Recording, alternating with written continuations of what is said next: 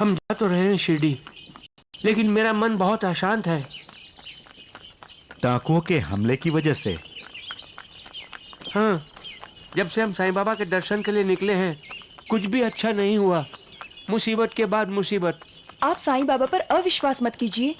विश्वास भी तो नहीं हो रहा है। से काम लीजिए रतन जी। साईं बाबा का मंत्र है श्रद्धा और सबूरी। उन पर श्रद्धा रखिए। आगे जाकर कोई और मुसीबत आई तो? साईं बाबा हमारी रक्षा करेंगे साहब जी। मगर संतान के लिए हम बड़ी से बड़ी मुसीबत का सामना करेंगे।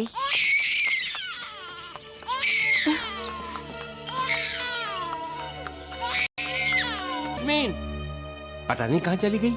यास्मीन, यास्मीन, लो, तुम यहाँ बैठी हो और मैं तुम्हें कब से आवाजें दे रहा हूँ। जोर से मत बोलो, मुन्ना सो रहा है। मुन्ना? शकुंतला ने मुन्ना तुम्हें क्यों दिया?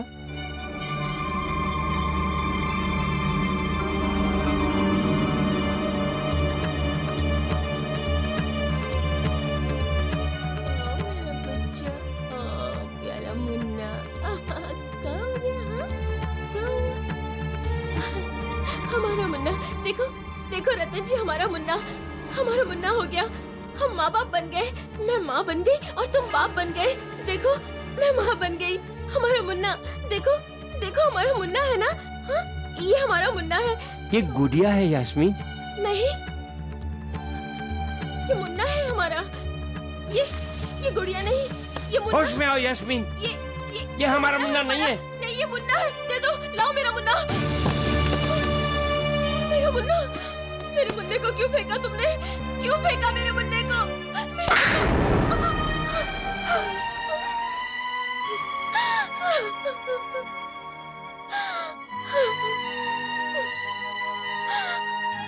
मुन्ना, मेरा मुन्ना।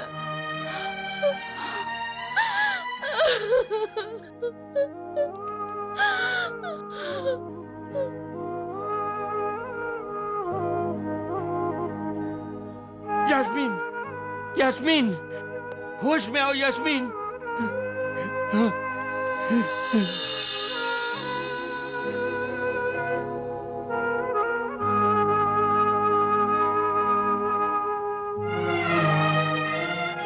जिस्मानी तौर पर तो इन्हें कुछ नहीं हुआ है।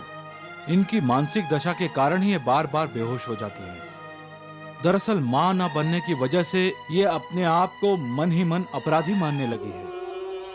इसी कारण इन्हें मानसिक तनाव रहता है। इसका इलाज? दवा तो मैं दूंगा ही, लेकिन दवा के साथ साथ इनकी जिंदगी में कुछ बदलाव लाना भी जरूरी है। जैसे? इन्हें नांदेड़ से बाहर ले जाइए। इनका मन कभी खाली न रहने पाए। किसी न किसी काम में ये उलझी रहेंगी तो बच्चे के बारे में सोचने का वक्त ही नहीं मिलेगा।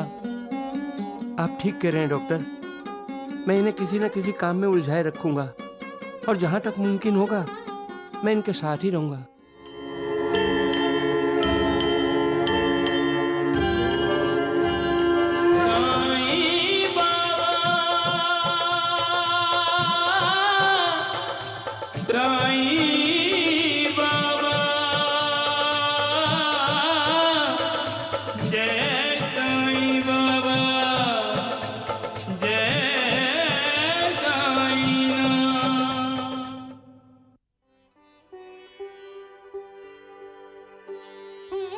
कोई नहीं जानता कि साईं बाबा किस धर्म के हैं, लेकिन सब धर्मों के लोग साईं बाबा के भक्त हैं।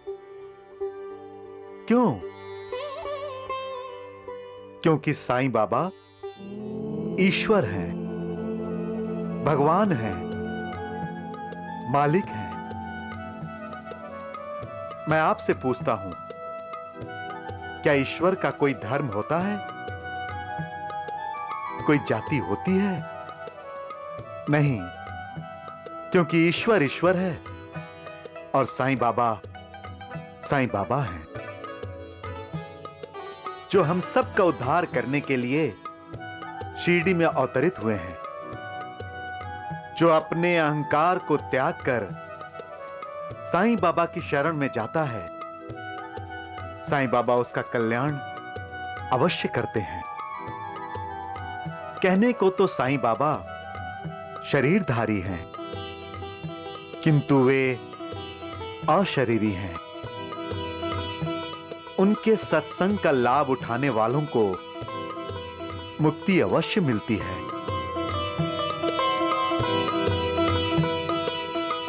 हम वैकुंठ और परम धाम की बातें करते हैं। वो वैकुंठ और परम धाम कहीं और नहीं, शिरडी ही है, जहां साईं बाबा की द्वारका माई है। वहीं प्रभु का परम धाम है। और साईं बाबा साक्षात पर ब्रह्म है। अनंत कोटि ब्रह्मांड नायक राजाधिराज योगीराज परब्रह्म सच्चिदानंद श्री सद्गुरु साईनाथ महाराज की जय। साईनाथ महाराज की जय। साईनाथ महाराज की जय।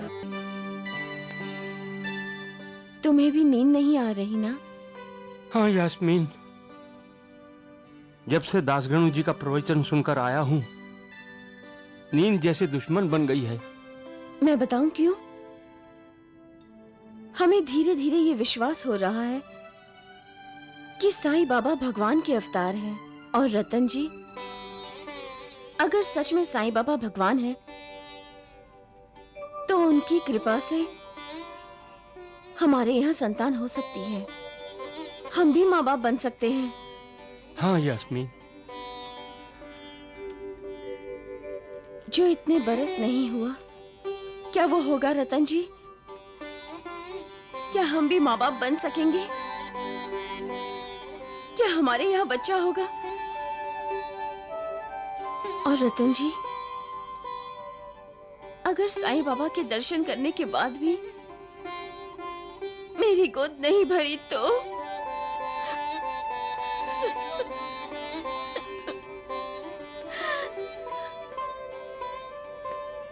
यास्मीन, साईं बाबा के आशीर्वाद से तुम्हारी गोद जरूर भरेगी। तुम जरूर मां बनोगी। अनंत कोटि ब्रह्मांड नायक राजाधिराज योगीराज परब्रह्म श्री सच्चिदानंद सद्गुरु साईनाथ महाराज की जय।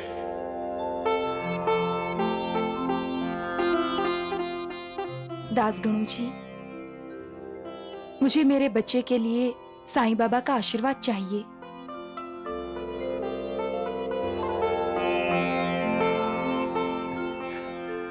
यह बच्चा बहुत भाग्यशाली है बहन।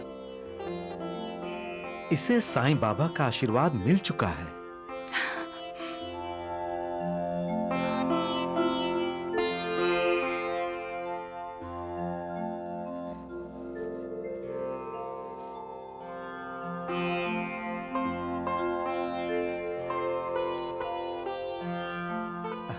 आयुष्मान भवा, अष्टपुत्र सौभाग्यवती भवा।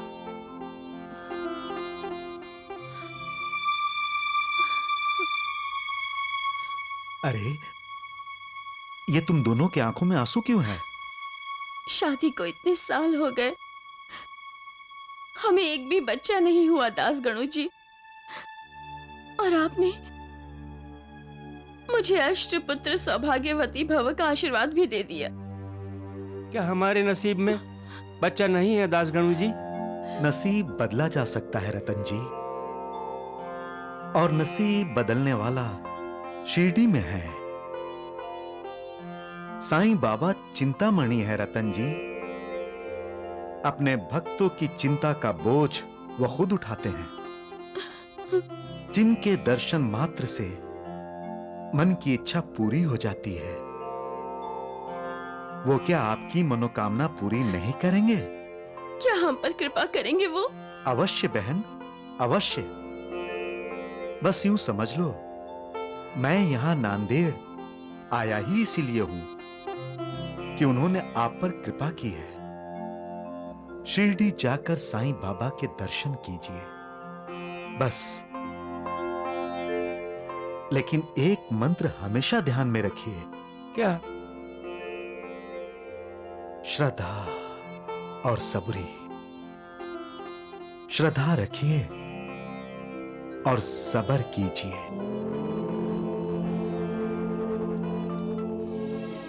लेकिन क्यों? शिरडी के इतने नजदीक आने के बाद आपका विचार बदल क्यों गया? हाँ साहब जी, आप नांदेड़ वापस क्यों जाना चाहते हैं? नहीं नहीं दीदी, हम साईं बाबा से मिलने जा रहे हैं तो साईं बाबा का दर्शन करके ही जाएंगे। दीकरी, साईं बाबा से मिलने के बाद भी हमारी मनोकामना पूरी नहीं हुई और हम माँ बाप नहीं बन पाए तो मेरा ईश्वर से विश्वास उठ जाएगा। और हम ये नहीं चाहते। रतन जी, आपका ईश्वर पर से विश्वास नहीं उठेगा, साईं बाबा नहीं उठने देंगे। आप तो बस उन पर श्रद्धा रखिए और सब्र कीजिए। जय साईं राम। जिसका अपने गुरु पर विश्वास है उसके लिए दुनिया की हर कठिनाई आसान हो जाती है। हमसे अधिक हमारे गुरु को हमारे कल्याण की चिंता रहती है, इसलिए गुरु के आदेशों का पालन करना चाहिए। दूसरों के मधुर वचनों पर ना जाकर हमें अपना गुरुपदेश कभी नहीं भूलना चाहिए। अपने आप को सच्चे दिल से अपने गुरु को समर्पित कर दोगे तो वो तुम्हें इस भव सागर से पार ले जाएगा, क्योंकि गुरु के सामने भव सागर का अस्तित्व वैसा ही है जैसा सूर्य के सामने अंधेरे का। सबका मालिक एक।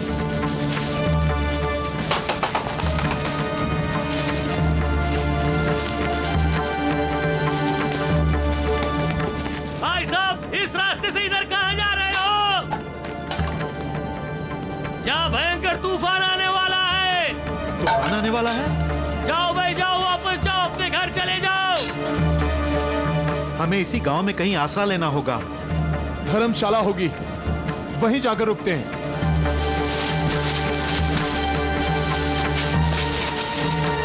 इस तूफान से बच सकेंगे तो शिरडी पहुंचेंगे। चलो वापस चलते हैं। नहीं रतन जी, हम शिरडी जाएंगे, चाहे जितना भी तूफान आए। हम साईं बाबा के दर्शन किए बगैर नहीं जाएंगे। मन में निश्चय हो तो क्या नहीं हो सकता रतन जी। साईं बाबा के दर्शन भी होंगे और फिर ईश्वर साक्षात्कार सहज नहीं होता। उसके लिए मन में भक्ति और दृढ़ विश्वास जरूरी है। रतन जी, संत दर्शन की तीव्र उत्कंठा हो तो भक्ति और विश्वास में वृद्धि हो जाती है और उसी से मनोकामना पूरी होती है। फिर आप तो अपने जीवन में आए हुए तूफान को शांत करने के लिए साईं बाबा के पास जा रहे हैं, तो फिर इस तूफान से क्या डरना। और हो सकता है साईं बाबा इस तूफान के द्वारा आपकी परीक्षा ले रहे हो। अगर ये परीक्षा है तो हमें इस परीक्षा में सफल होना है रतन जी। हम नांदेड़ वापस नहीं जाएंगे, हम इसी गांव में रुकेंगे।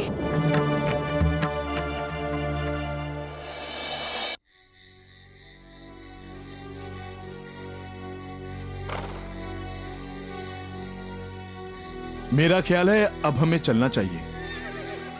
तूफान बिल्कुल थम गया है। रात में क्यों, हम सुबह सवेरे सवेरे निकलेंगे। मुझे जल्द से जल्द शिरडी जाकर साईं बाबा के दर्शन करने हैं। अब रात दिन कोई मायने नहीं रखते।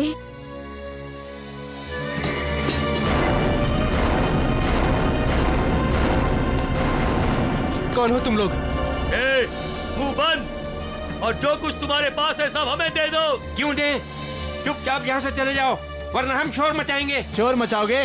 मचाओ शोर, मचाओ शोर।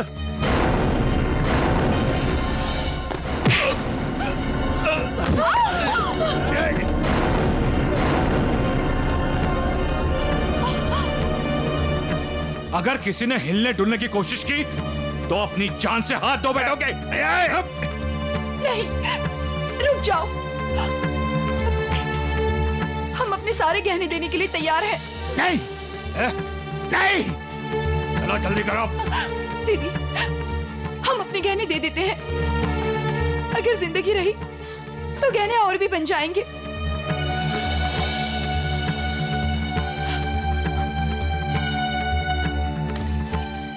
नहीं,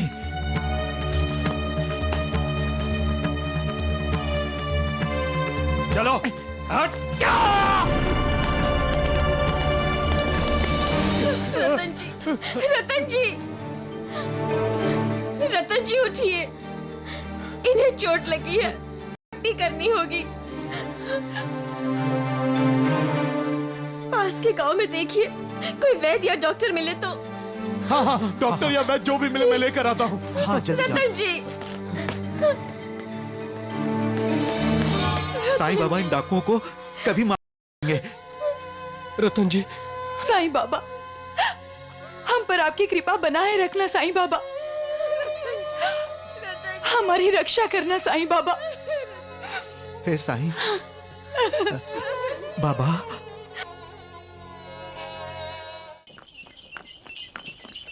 हम जा तो रहे हैं शिरडी, लेकिन मेरा मन बहुत अशांत है।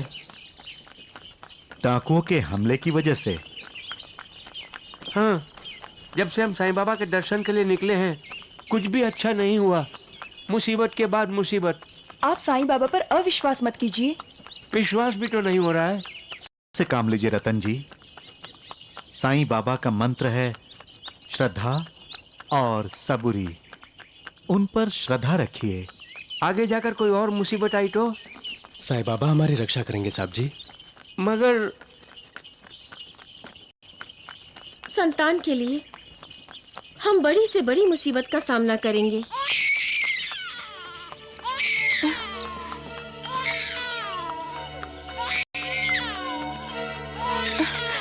चुप हो जाओ। बच्चे को दूध पिलाओ। नहीं नहीं, अभी अभी तो दूध पिया है। बच्चे का पेट भरा हुआ है। पेट भरा है फिर भी रो रहा है? तब तो जरूर इसके पेट में दर्द हो रहा होगा।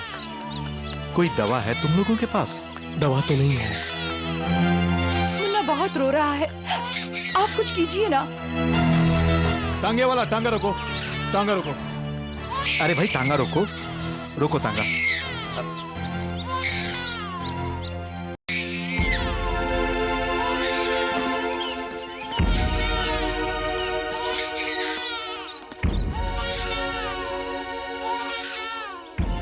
दूर दूर तक कोई बस्ती नजर नहीं आ रही है।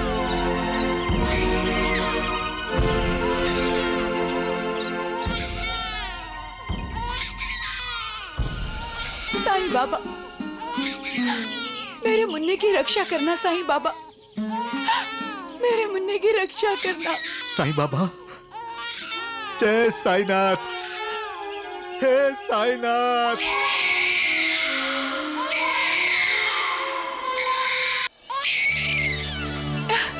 चुप हो जाइए।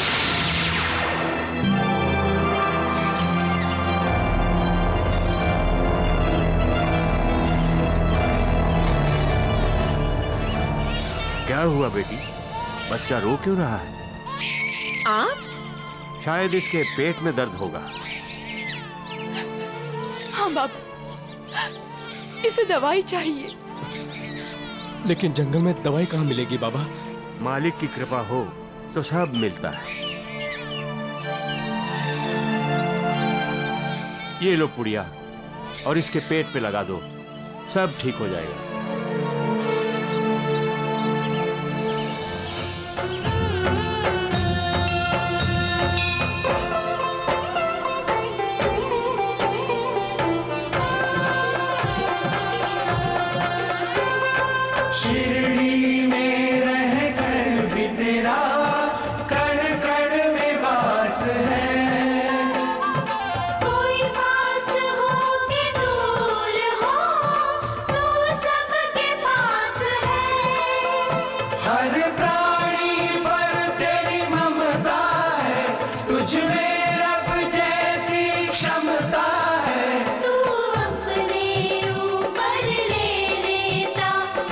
अपने ऊपर ले लेता जीवों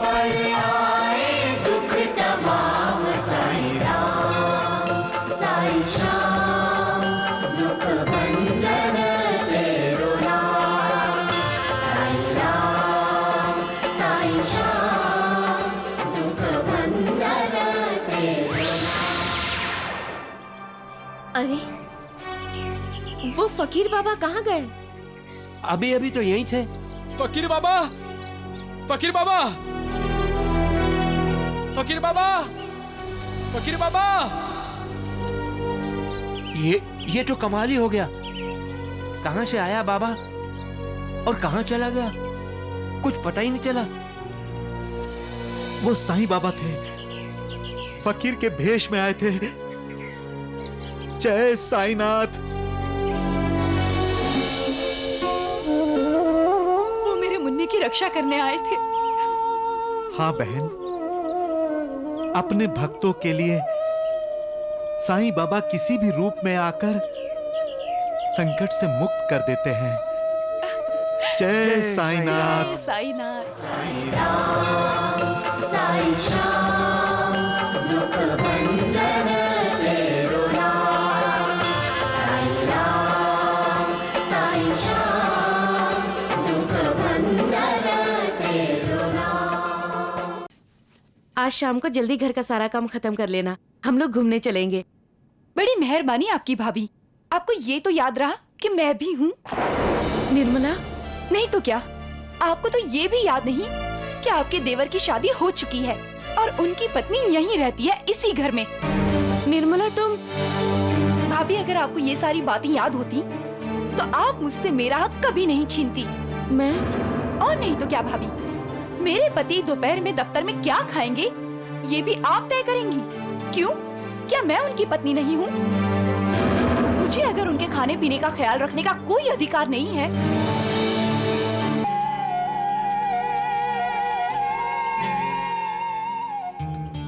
आज का दिन अच्छा है, क्यों? देखते जाओ। प्रणाम साधु बाबा।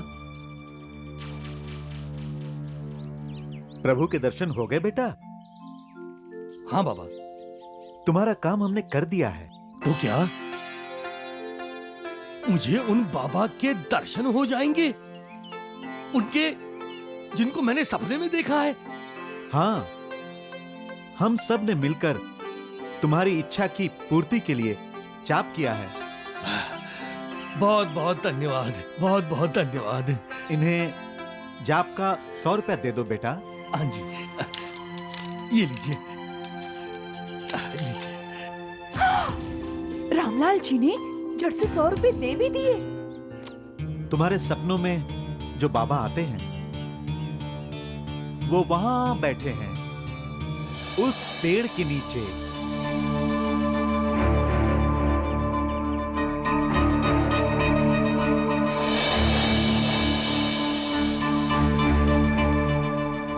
धन्यवाद, धन्यवाद साधु बाबा, धन्यवाद।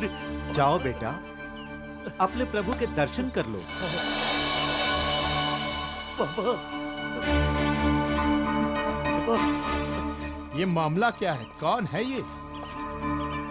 इसके सपने में कोई बाबा आता है जिसे ये पूरी बंबई में ढूंढता फिर रहा है। और जब मुझे पता चला तो मैंने राघव को उसी बाबा के भेष में उस पेड़ के पास बैठने को कहा। बाबा, बाबा आप कहाँ थे? बाबा कहाँ थे? बाबा आप? आखिर तुमने मुझे ढूंढ ही लिया रामलाल। बाबा, अब मैं आपको कहीं नहीं जाने दूंगा, कहीं नहीं जाने दूंगा बाबा।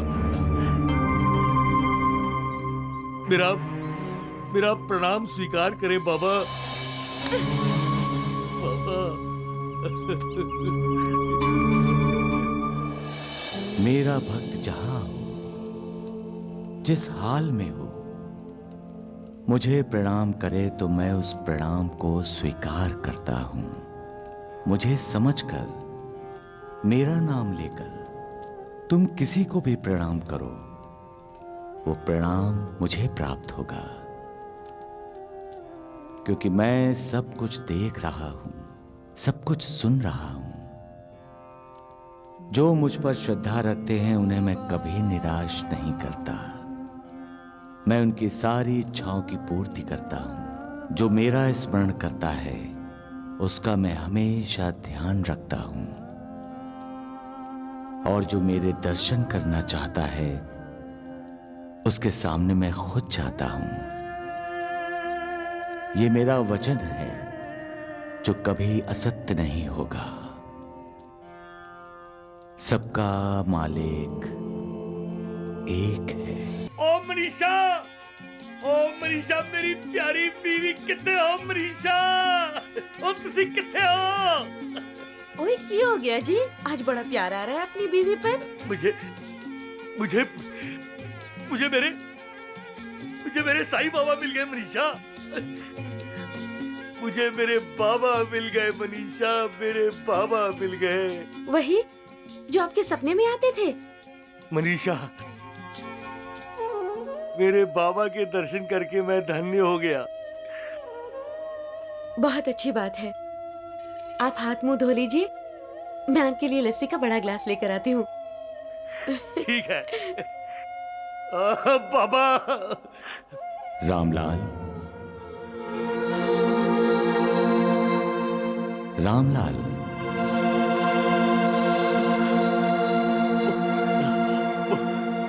बाबा, तुमने किसके दर्शन किए जिसके लिए तुम धन्य हो गए? मैंने आपके दर्शन किए हैं बाबा। तुम्हें धोखा हुआ है रामलाल, वो मैं नहीं।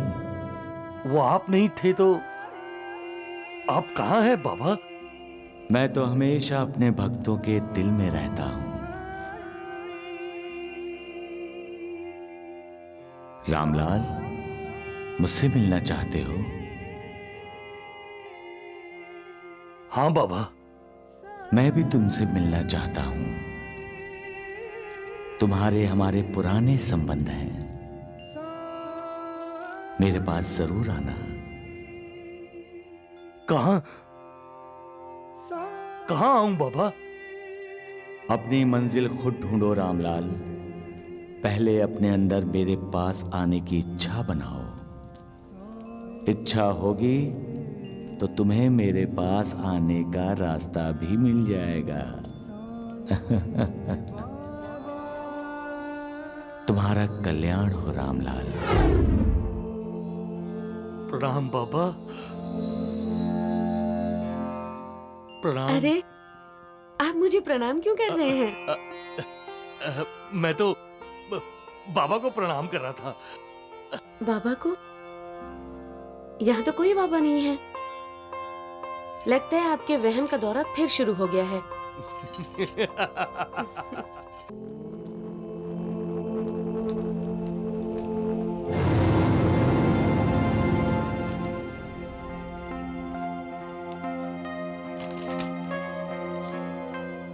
निर्मला, पेपर उठाना जरा।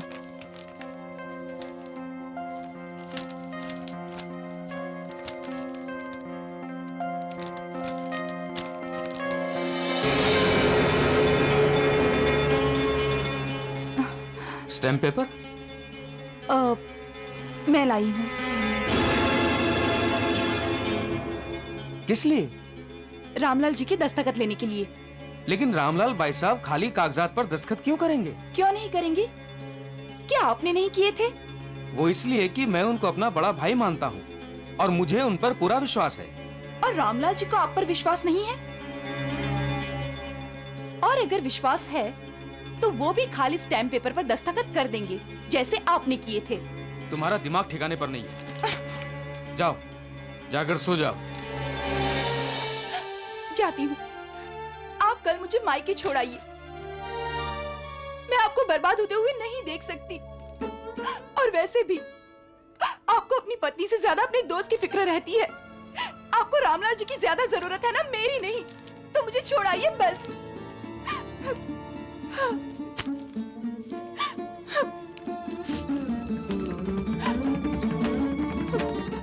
क्या कर रही हो? क्यों बात को बढ़ा रही हो निर्मला?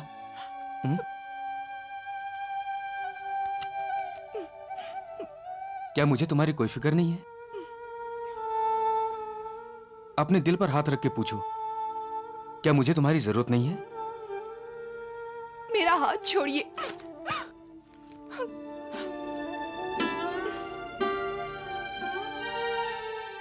सारे समाज के सामने, पवित्र अग्नि के सामने हाथ पकड़ा है तुम्हारा, छोड़ने के लिए नहीं। ऐसी छोटी छोटी बातों पर नाराज नहीं होते। सुनो, तुम्हें खाली स्टैम्प पेपर पर रामलाल भाई साहब के दस्तखत चाहिए ना? मैं लेके आऊंगा। अब तो खुश? अब गुस्सा थूक भी दो और मुस्कुरा दो।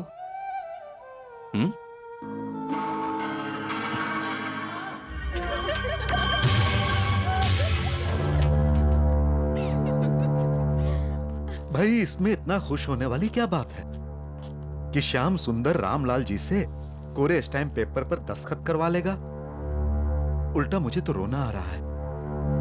देविका, निर्मला के जरिए तुम दो दोस्तों की दोस्ती में आग लगाने की सोच रही हो? आपको तो हमेशा मेरी बात बुरी ही लगेगी। दोस्ती में आग लगती तो देख ली आपने, लेकिन आपने ये नहीं देखा कि हमारे दामाद हमारी बेटी की मुट्ठी में है।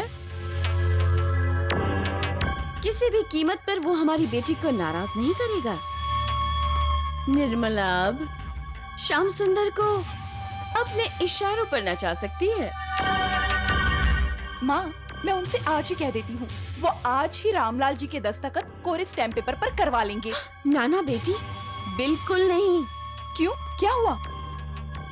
भरपूर हमला करने के लिए कभी कभी 2 कदम पीछे लेने पड़ते हैं।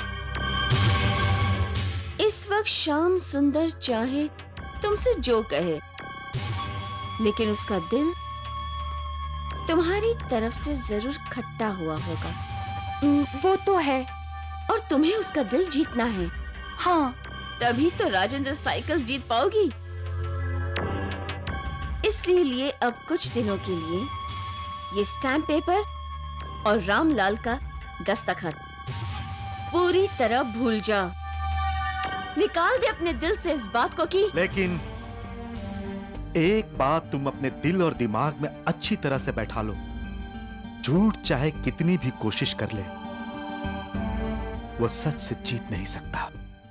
क्योंकि सच ही ईश्वर है और ईश्वर को कोई नहीं जीत सकता। सच ईश्वर का चेहरा है। सच ईश्वर की उपासना है। सच ईश्वर को पाने की सीढ़ी है। सच ईश्वर का परम धाम है। ईश्वर का मंत्र है। ईश्वर का शस्त्र है। सच ईश्वर का तेज है, ओज है। सच ही अद्भुत मनः शांति है। सच हर किसी की अंतरात्मा की वाणी है। सच शिव की तरह सुंदर है। सच खुद ज्वलंत है, लेकिन सच का कोई अंत नहीं है। सच न छिपाया जा सकता है, न नजरअंदाज किया जा सकता है। सच निर्भयता का ही नाम है। सच के ही 2 रूप हैं, विश्वास और श्रद्धा। ये दुनिया ईश्वर ने बनाई है, वही इसका मालिक है, अन्य कोई नहीं। यही सत्य है, सबका मालिक एक।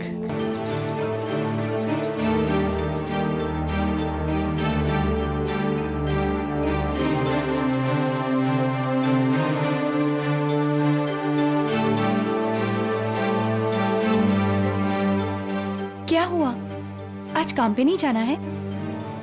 निर्मला, वो मैं कोरे कागज पर रामलाल भाई साहब के दस्तखत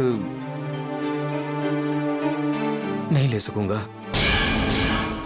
ठीक है, मत लो, कोई जबरदस्ती नहीं है।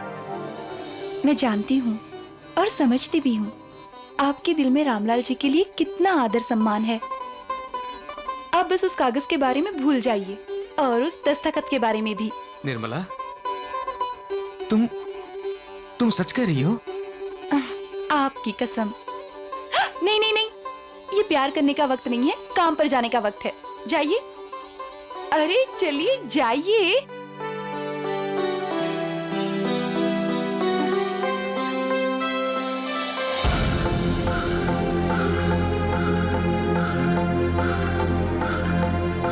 ये जो प्यार और विश्वास है ना रामलाल जी के लिए, एक दिन इसे कच्चे घड़े की तरह तोड़ के रख दूंगी। निर्मला, भाभी, तुम्हें भिंडी की सब्जी बहुत पसंद है ना? मैंने खास तुम्हारे लिए बनाई है, अभी खा लेना। भाभी, आप मेरे लिए इतनी तकलीफ क्यों उठाती हैं? अरे, इसमें तकलीफ की क्या बात है? तू खाएगी तो मुझे खुशी होगी। अच्छा, चलती हूँ।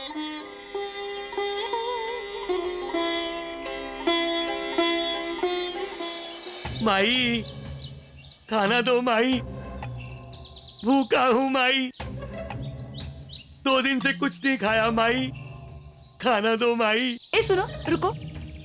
भिंडी की सब्जी खाओगे? जरूर खाऊंगा माई, दे दो माई।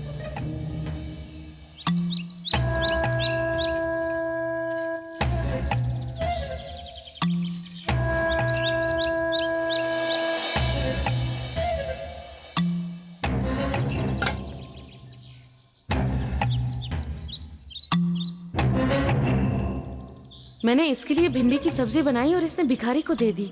मतलब ये मेरा खाना पसंद नहीं करती। शुक्रिया।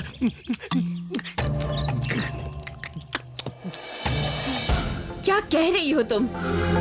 रामलाल और मनीषा के खिलाफ जंग का ऐलान कर दिया तुमने? हाँ माँ, पर सामने सामने नहीं। लेकिन मनीषा भाभी तो समझ गई जब मैंने उनकी दी हुई भिंडी की सब्जी उनके सामने ही भिखारी को दे दी। बहुत अच्छा किया है तुमने। अब आगे से भी कुछ देना तो उसके ही सामने कचरे के डब्बे में फेंक देना, समझी? देविका, ये तुम क्या सीख दे रही हो अपनी बेटी को? उसे तरक्की की सीख दे रही हूँ। जब तक आपके वो रामलाल और मनीषा हमारे दामाद श्याम सुंदर का पीछा नहीं छोड़ेंगे ना, और श्याम सुंदर उनसे अलग नहीं होगा, तब तक हमारी बेटी के भाग्य का सितारा नहीं चमकेगा, समझे? लेकिन तुम ये मत भूलो कि श्याम सुंदर आज जो कुछ भी है रामलाल की वजह से ही तो है। लो, फिर से बोले। अरे, अब श्याम सुंदर को तरक्की करनी है, बहुत ऊंचाइयों तक पहुंचना है उसे, और उसके लिए रामलाल नाम की सीढ़ी की कोई जरूरत नहीं है। हाँ पिताजी, अब आपके दामाद काफी ऊंचाई पर पहुंच चुके हैं। हर ऊंचाई की एक हद होती है, और उस ऊंचाई तक पहुंचने के बाद कोई और ऊंचाई रह ही नहीं जाती। और मजे की बात यह है कि उस ऊंचाई पर ज्यादा देर टिका भी नहीं जाता। जो लोग वहां पहुंचते हैं उन्हें नीचे आना ही होता है, और नीचे छलांग तो नहीं मार सकता। उसे उतरने के लिए सीढ़ी की जरूरत होती है। हम ऐसी चालें चलेंगे कि श्याम सुंदर कभी नीचे आएंगे ही नहीं, सिर्फ आगे बढ़ते रहेंगे। इंसान कहां तक आगे बढ़ सकता है, और फिर इतना आगे नहीं बढ़ना चाहिए कि उसे अपने दोस्त, रिश्तेदार कोई दिखाई ही ना दे। बेटी, तू अपनी मां की बातों पर बिल्कुल ध्यान मत दे। रामलाल जी जैसा भला इंसान बहुत मुश्किल से मिलता है। तेरा पति तो बहुत भाग्यशाली है जो। निर्मला, तेरे भाग्य का उदय तभी होगा जब रामलाल के साथ श्याम सुंदर की दोस्ती का अस्त होगा। और अगर तू चाहती है कि राजेंद्र साइकिल्स का मालिक तेरा पति बने, तो तू उन दोनों की दोस्ती में ऐसी दरार पैदा कर और ऐसे फासले बना जो कभी मिट ना सके, समझ गई? खाना तुमने बनाया, ये बात भूल जाओ। इंसान के उच्च विचारों के बारे में सोचो। खाना यदि निर्मला भी बनाती तब भी वो भिखारी को दे देती। हाँ, दे देती। तो फिर नाराज क्यों हो रही हो? हैं? बाबा के कहने के कारण निर्मला के बारे में मेरे विचार अच्छे नहीं थे, लेकिन आज पता चला श्याम सुंदर की बीवी, उसका दिल एक महान दिल है। जिसके दिल में दूसरों के लिए हमदर्दी होती है, मालिक के दिल में उसके लिए हमदर्दी होती है। कर्मों के अनुसार भोग तो भोगने ही पड़ते हैं, लेकिन मालिक की कृपा से ऐसे लोगों के लिए भोगों की तीव्रता कम होती है। जिनके अपने दिल साफ और पाक होते हैं, उन्हें दूसरों के दिल भी साफ दिखाई देते हैं। ऐसे लोग काम, क्रोध, दंभ, मद, मत्सर, मोह, इन रिपुओं के अधीन नहीं होते। याद रखो, काम मनुष्य को जानवरों के स्तर तक गिरा देता है। क्रोध अविवेक को जन्म देता है। दंभ मनुष्य के झूठे अभिमान का प्रतीक है। मद मनुष्य को उन्मत्त बना देता है। मोह मनुष्य को इस मोहमयी दुनिया में उलझाए रखता है, जिसके कारण वो ईश्वर को ही भूल जाता है। मत्सर ईर्ष्या को जन्म देता है। साईनाथ, इन 6 दुश्मनों से मनुष्य को कौन मुक्ति दे सकता है? सद्गुरु। जो सद्गुरु के उपदेश पर चलता है, षटरिपु यानी ये 6 दुश्मन उनका बाल बांका भी नहीं कर सकते। बाबा, ये सुंदराबाई कौन सा रिपु है? और उस दुश्मन से शिरडी वासियों को कौन बचाएगा? कौन मुक्ति देगा उन्हें बाबा?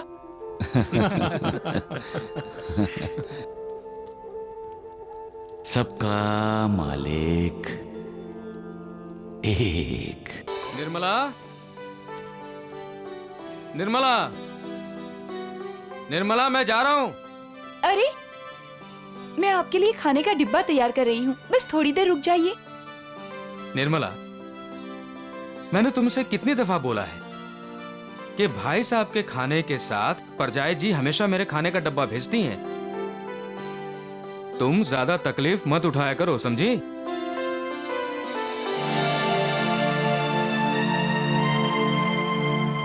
चले गए।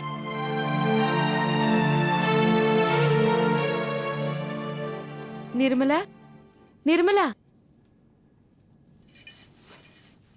आज शाम को जल्दी घर का सारा काम खत्म कर लेना, हम लोग घूमने चलेंगे। बड़ी मेहरबानी आपकी भाभी। आपको ये तो याद रहा कि मैं भी हूँ। निर्मला, नहीं तो क्या, आपको तो ये भी याद नहीं कि आपके देवर की शादी हो चुकी है और उनकी पत्नी यहीं रहती है, इसी घर में। निर्मला, तुम भाभी, अगर आपको ये सारी बातें याद होती तो आप मुझसे मेरा हक कभी नहीं छीनती। मैं और नहीं तो क्या भाभी, मेरे पति दोपहर में दफ्तर में क्या खाएंगे ये भी आप तय करेंगी। क्यों? क्या मैं उनकी पत्नी नहीं हूँ? मुझे अगर उनके खाने पीने का ख्याल रखने का कोई अधिकार नहीं है तो आपको मेरी शादी उनसे नहीं करानी चाहिए थी। भाभी, आप मुझे मेरे पति की सेवा क्यों नहीं करने देती? आप तो ऐसे कर रही हैं जैसे मैं इस घर में हूँ ही नहीं।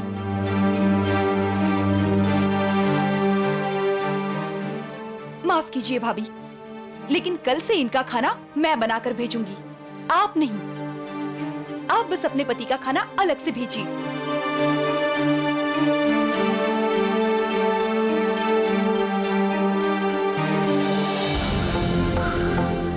फासले बनाने का काम मैंने शुरू कर दिया है माँ।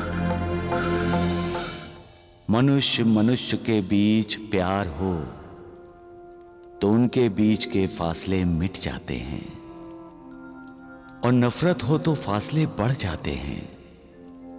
हमें फासले बढ़ाने नहीं चाहिए बल्कि मिटाने चाहिए। कलह और विवाद ही मनुष्य को मनुष्य से दूर रखता है।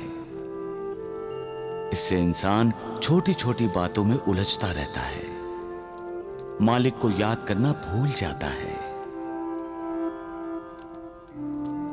अगर हम दूसरों के हित और कल्याण के बारे में सोचेंगे तो मालिक हमारे साथ होता है। योग, वैराग्य, तप, ज्ञान आदि ईश्वर के पास पहुंचने के मार्ग हैं। जरा कोशिश तो करनी चाहिए इन मार्गों पर चलने की। एक बार सही मार्ग पकड़ लिया तो किसी की निंदा नहीं, किसी से नफरत नहीं, भला ही भला, सबका भला, सबका मालिक एक।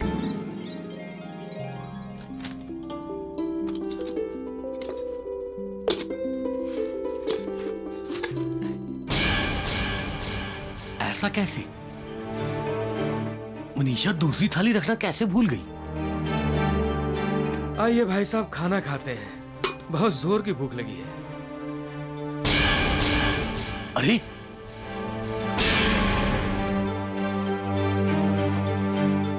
ओए श्याम सुंदर, ऐ की है?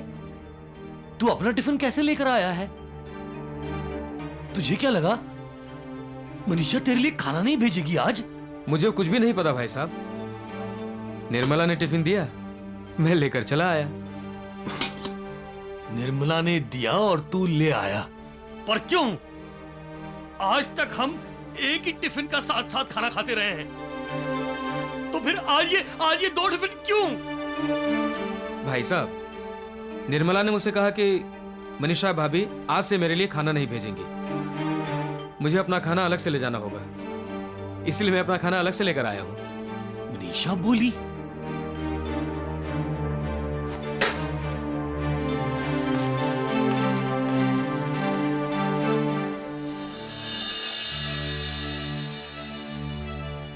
मनीषा, मुझे एक बात का साफ साफ जवाब चाहिए।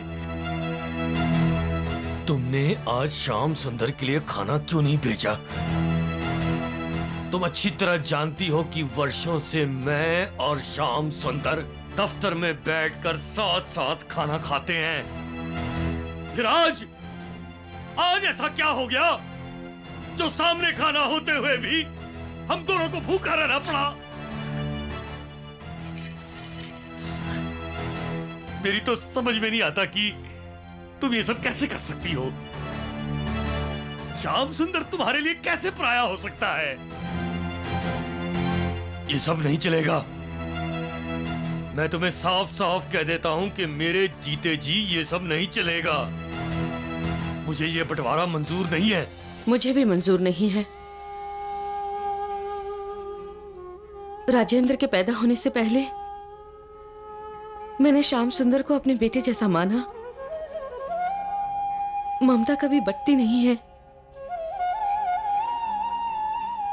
राजेंद्र के पैदा होने के बाद भी श्याम सुंदर के लिए मेरे प्यार, मेरी ममता में कभी कोई कमी नहीं आई। और आज भी मैंने श्याम सुंदर के लिए खाना बनाया था। बनाया था तो फिर भेजा क्यों नहीं? क्योंकि निर्मला ने मना किया था। बहू ने मना किया था? लेकिन क्यों? क्योंकि वो नहीं चाहती कि शादी के बाद श्याम सुंदर मेरे हाथ का बना खाना खाए।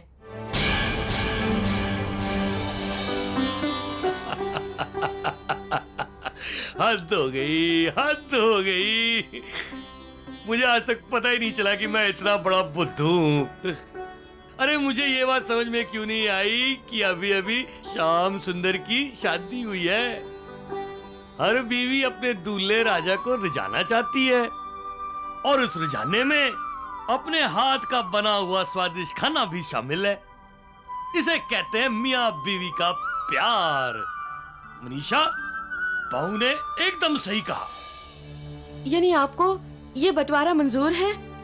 हाँ भाई, बंटवारा कैसे मंजूर होगा? भाई कल से खाना मत देना मुझे। मैं श्याम सुंदर के खाने के डिब्बे से बहू के हाथ का खाना खाऊंगा। ये किसने अभी अभी अभी अभी मेरे कानों में कुछ कहा। किसकी आवाज आई थी मेरे कानों में? किसकी? आपके बाबा ने कही होगी।